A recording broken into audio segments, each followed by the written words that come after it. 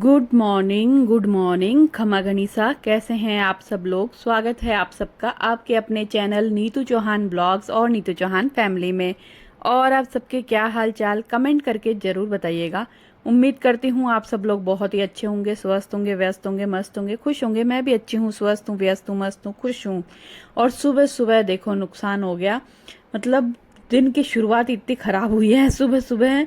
एकदम से पता नहीं, ये कांच की बरनी है जिसमें मैं पतिदेव का वो पाउडर बना के रखती हूँ ना, जामुन की गुठली का, दाना मेथी, ये सारी चीज़ें। वो रात को सोने से पहले 1 चम्मच ये पानी के साथ ले लेते हैं। तो पता नहीं कैसे मेरा हाथ लगा और ये बरनी टूट गई और इसमें जितना भी माल मसाला था वो पूरा बिखर गया है। अब इसको पूरा मुझे समेटना है, उठा के फेंकना है।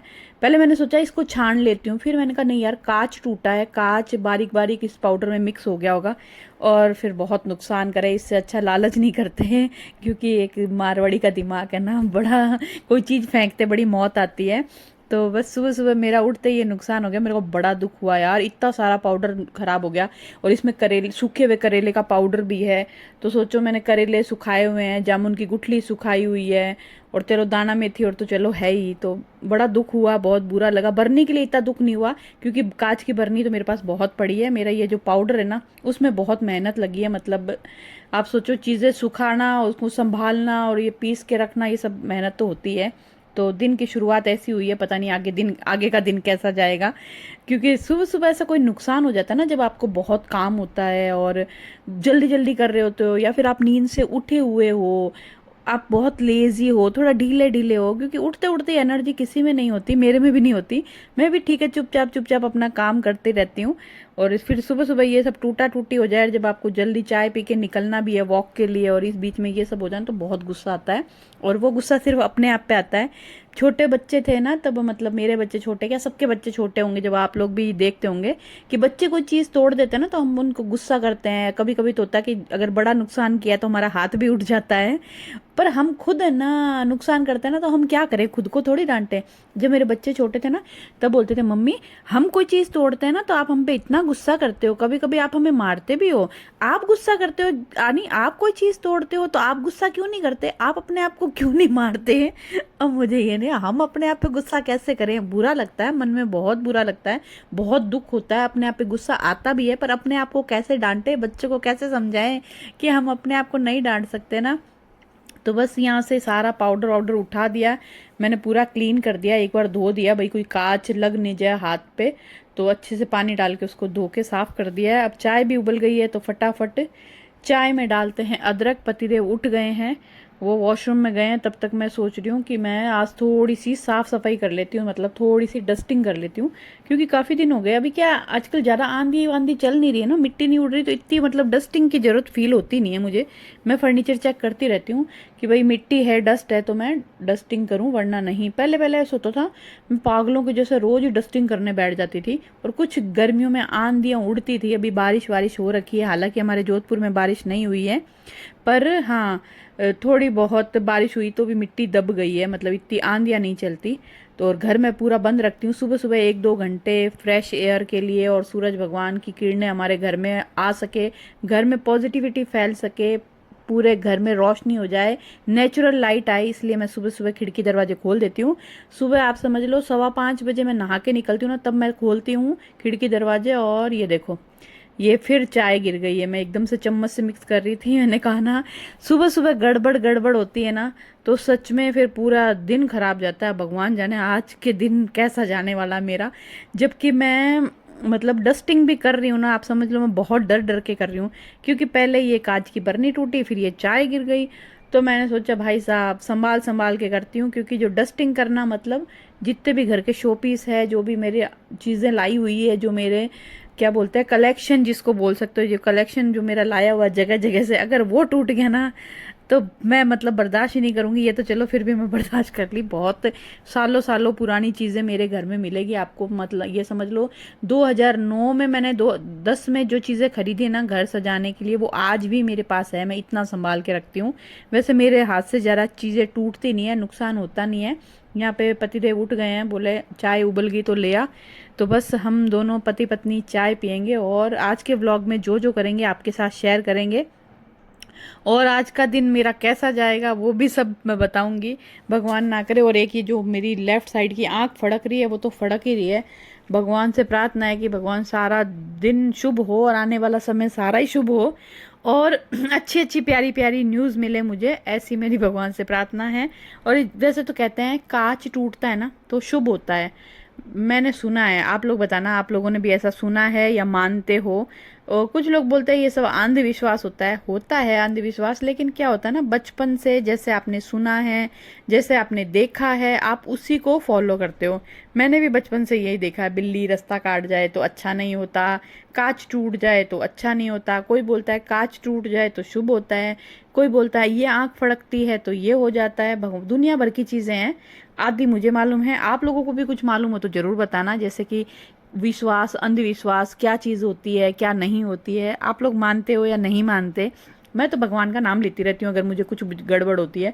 जैसे ही सुबह कांच की बरनी टूटी, मैं तो भगवान का नाम लेना शुरू हो गई भाई, क्योंकि मुझे सब अच्छा अच्छा चाहिए। और मुझे क्या, दुनिया में हर किसी को सब अच्छा अच्छा ही चाहिए। उनके उनकी खुद का हो, उनके पति का हो, बच्चों का हो, मायके हो, ससुराल में हो। भगवान सबको स्वस्थ रखे, मस्त रखे, लंबी आयु दे और जितनी भी आयु हो चलते फिरते रहें, स्वस्थ रहें, कभी भी कोई तकलीफ कोई बीमारी ना आए, कोई तरह के कष्ट ना आए। और ना ही हमारे बच्चों पे, भगवान उनको भी हमेशा आशीर्वाद दे। और जब बच्चा दूर होता है ना तब तो भगवान, आप भगवान को बहुत याद करते हो।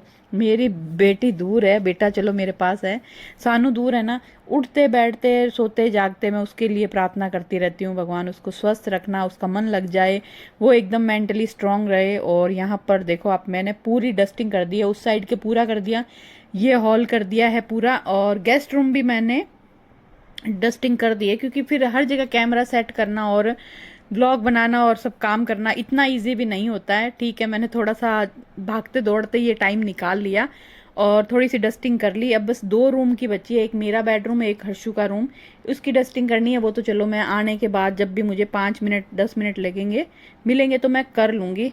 लेकिन ठीक है, ये सुबह का समय मैंने थोड़ा सा यूटिलाइज कर लिया, थोड़ा सा इसको वेस्ट ना करके, पड़े पड़े मोबाइल ना चला के, और मैंने ये काम कर लिया। बहुत अच्छा लग रहा है, हल्का लग रहा है मन को, क्योंकि एक बार घर का काम हो जाए ना तो मतलब बहुत अच्छा लगता है। और यहाँ पे मेरे बाल, माय गॉड, आपने देखा होगा कि मेरे ना हमेशा बाल बंधे हुए रहते हैं, ऊपर जूड़ा बना हुआ रहता है। मुझे ना गर्मी बहुत लगती है, और खुले बाल, मैं जिस दिन सर्द होती हूँ ना उस दिन थोड़ी देर बाल खुले रखती हूँ, उसके बाद क्या होता है ना, अच्छा लगता है आपको खुले खुले बाल। लेकिन थोड़ी देर बाद मेरे बाल घूम के जूड़ा बन जाता है, मेरे से बिल्कुल भी सहन नहीं होता। मेरे गर्दन के पास पसीना आता है, कानों के पास पसीना आता है। और अब तो वॉक पे जाएंगे तो आपको पता ही है, बाहर गर्मी है, उमस है, गर्मी से ज़्यादा तो उमस है। और फिर जो गर्दन के पीछे जब पसीना आता है, टी शर्ट पीछे से भर जाती है ना, वो बिल्कुल नहीं अच्छी लगती। तो बाल मैंने बांध लिए हैं, कमर मैंने कस ली है, और अब मैं जाने वाली हूँ वॉक पे। पहले आराम से बैठ के चाय पीऊँगी। और हाँ, एक न्यूज़ और देनी थी मेरे को आपको। मेरे आगे एक वीडियो आया, एक्चुअली क्या, मैं आपको इतने दिनों से बोल रही हूँ मेरा वजन अब ना कम नहीं हो रहा, बस एक बार मुंबई से आने के बाद कम हो गया। अब मेरा वजन 1 नंबर पे अटक गया है। अब आप ये मत पूछना कि अभी आपका वजन कितना है, मैं नहीं बताऊंगी कितना है, बस इतना बता सकती हूँ कि 9 किलो 10 किलो, करीबन 9 किलो आप समझ लो, एग्जैक्ट 9 kg कम हो चुका है। लेकिन अब है ना 1 नंबर पे अटक चुका है। अब वो ना ऊपर जा रहा है ना नीचे जा रहा है, इतने दिन से मैं चेक कर रही हूँ वो एक ही नंबर आ रहा है। तो मैं सोच रही हूँ, आज मैंने कई वीडियो देखा, मेरे आगे एक वीडियो आया, बोले अगर आपका वजन अटक जाता है ना, आप सेम डाइट फॉलो कर रहे हो, सेम वही चीज़ें कर रहे हो, वही वर्कआउट कर रहे हो, लेकिन आपका वजन अटक गया है, तो आप क्या करो, 1 दिन 2 दिन थोड़ी अपनी डाइट चेंज कर दो। तो मैंने सोचा है कि आज मैं ब्रेकफास्ट करूँगी, फ्रूट्स का नहीं करूँगी, कुछ भी गर्मा गर्म नाश्ता बनाऊँगी। तो पहले मैं चाय पी के थोड़ा, सॉरी मेरा गला बैठ गया बोलते बोलते, कंटिन्यूसली 9.5 मिनट से मैं एक सांस बोल रही हूँ, क्योंकि आज मैं वॉइस ओवर कर रही हूँ। सुबह सुबह बोलने का इतना मन नहीं था, तो मैंने कहा चलो मैं वॉइस ओवर करके ही आपके साथ ब्लॉग शेयर करती हूँ। तो जूते पहन के आ गए हैं हम लोग मॉर्निंग वॉक के लिए। धूप नहीं है, बहुत हल्की सी धूप है, मतलब इसको धूप नहीं बोलेंगे, हवा है। उमस तो भरपूर है, मतलब पसीना नाक ठुड्डी से कान के पास से पसीना चल जाता है। तो वॉक करके और मैं कर रही हूँ यहाँ पर थोड़ी बहुत हल्की फुल्की एक्सरसाइज। हाँ, तो मैं बोल रही थी ना कि फिर मैं आज कुछ गर्मा गर्म नाश्ता बनाऊंगी, क्योंकि चैट जीपीटी से मैंने पूछा था, पहले मैंने वीडियो देखा, फिर मैंने चैट जीपीटी से पूछा, तो उन्होंने बोला कि हाँ नीतू जी आपको थोड़ा सा चेंजेस करना पड़ेगा। तो आज मैं अपने ब्रेकफास्ट में ना फ्रूट्स खाऊंगी, थोड़ा बहुत खाऊंगी, मतलब सीड्स खाऊंगी ऐसा नहीं। आज मैं नमकीन गर्मा गर्म नाश्ता बनाऊंगी। क्या बनाऊंगी? आज मैं बनाऊंगी नमकीन सिवैयाँ। तो मैं थोड़ी सी डाइट में चेंजेस करूंगी ताकि मेरे पेट को फिर से कुछ हैबिट हो, कुछ पचाने की, कुछ एक्स्ट्रा कैलोरी बर्न करने की, मशीनों को थोड़ा सा वापस काम में लगाऊंगी, ताकि मेरा वेट थोड़ा सा एक जगह से हिल सके। क्योंकि ऐसा लग रहा है फेविकोल का जोड़ है जो टूटेगा नहीं, वो वाली बात मेरे वेट को हो गई, 2-3 दिन से अटका हुआ है। तो फिर आज मैं दिन में 4-5 बार खाऊंगी, थोड़ा थोड़ा खाऊंगी, लेकिन कोशिश करूंगी कि मैदा मीठा और तला हुआ कुछ ना खाऊं, बाकी हेल्दी वेल्दी सब खाऊंगी मैं। तो सुबह मैंने 1 कप चाय के साथ एक टोस्ट खाया है। अभी मैं पतिदेव के डिटॉक्स वाटर के लिए जो एप्पल काटूंगी ना, उस एप्पल को मैं आधा पतिदेव के डिटॉक्स वाटर में डाल दूंगी और आधा मैं खुद खा लूंगी। मतलब फ्रूट्स तो मैं खाऊंगी खाऊंगी, लेकिन कम खाऊंगी, उसकी जगह नमकीन नाश्ता खा लूंगी। उससे पहले मेरा कुछ भी काम करूं, उससे पहले पति और बेटे का काम करना है। पतिदेव के करेले के जूस की तैयारी करनी है, उनके डिटॉक्स वाटर की तैयारी करनी है, पतिदेव के लिए फ्रूट्स काटने हैं, हर्षु के लिए फ्रूट्स।